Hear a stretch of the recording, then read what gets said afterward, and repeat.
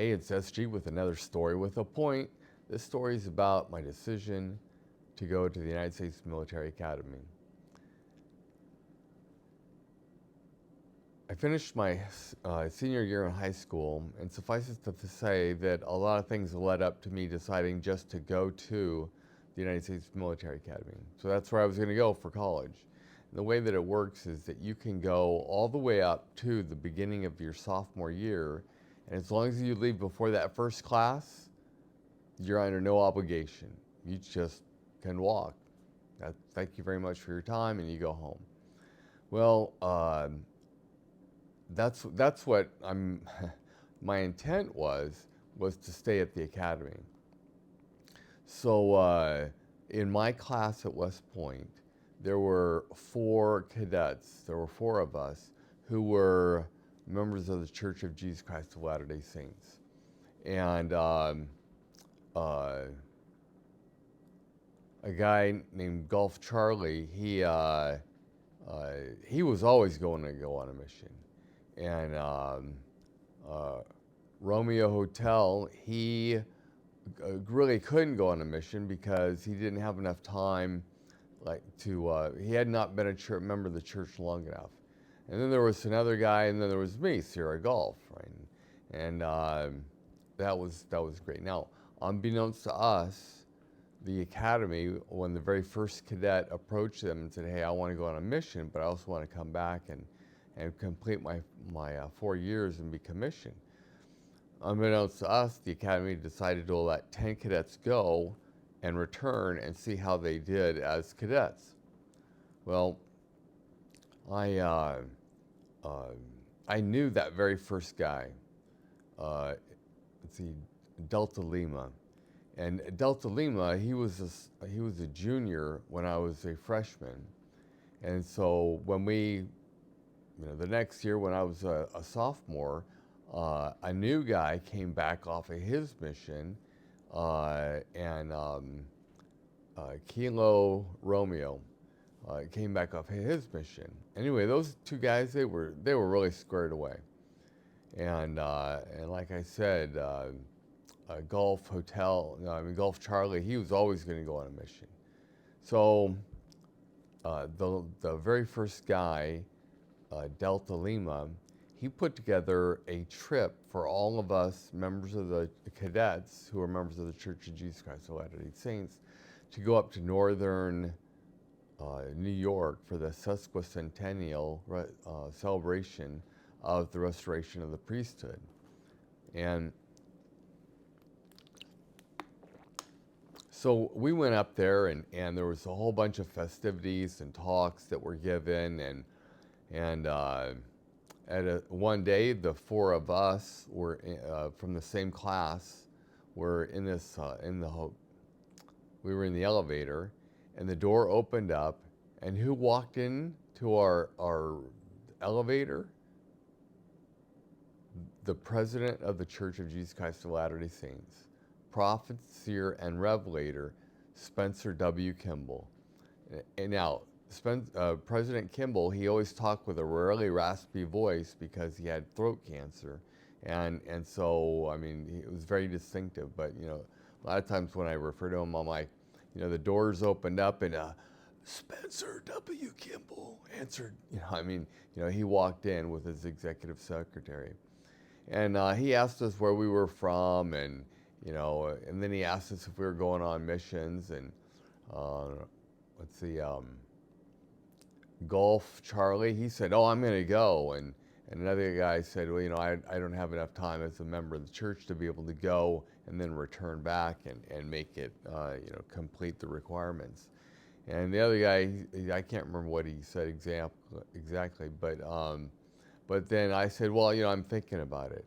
Specifically, I didn't say this part, but specifically, I was thinking about not going. Anyway, Spencer Kimball talked with us, and then he gave each of us a hug, which was really pretty cool. That was very, very nice. And then he went on his way, and there we were. So, I did not feel a firm conviction at that point about going on a mission. So that was in the fall. So I finished out my fall studies. went home for Christmas. Had a miserable Christmas that year. Just everything seemed to go wrong. It was just really frustrating and pretty aggravating. So then I went back to the academy, and I was a part of the ski team. Now there's only 5 traveling members on the ski team, 7 members in total. And my freshman year, I was just like the manager for the team. But my sophomore year, I actually made the team and participated. Oh, so we didn't have any meets. There was not enough snow that year, so I didn't participate in any of the events. I mean, that's just the way it felt. But I got to do a lot of skiing, which was really nice. I got one day I was getting ready to go skiing in preparation for practice, and as I was walking to the slopes, you know, I got up there. I got there. I went skiing. That was on a Friday. No, that was like the first weekend I got back. Anyway, I got back, and as I was walking from the ski lodge to a place where we stored our skis, there was this short incline, and I mean, it's like a 2-step incline, right? But I slipped and I fell. Well, I fell in the snow, and there was this really small root that was coming up out of the snow. I hadn't even seen it. Didn't even know that it was there. So my rear end hit that, and I slid down. And this is in the day of neoprene ski pants, right? And so I tore the neoprene. I mean, I was so bummed out because I really enjoyed skiing a lot. Well, you know, I put my skis back, and I pondered it over the weekend. I thought, you know, I know how to repair neoprene. I mean, I've done it lots of times with surf wetsuits, and I've become quite accustomed to it for different reasons. So I thought, okay, well, I'm just going to continue on. Well, the next Friday, I was getting ready to go, just on my own, go up skiing, and I had all my stuff, all my ski clothes were in my cadet room. So I was getting ready. I put on my ski pants, and as I started to zipper, you know, to put the zipper in the up position, the YKK nuclear capable indestructible zipper, it broke. Oh, I was so frustrated. I was so irritated and mad. And I confess openly, I'm a sinner, right? I looked in a heavenly direction and very pretty irreverently said, fine, I yield, right? I'll say I'm going on a mission. I don't mean that I'm going on a mission. I don't intend on going on a mission, but I'll just say that I'm going on a mission.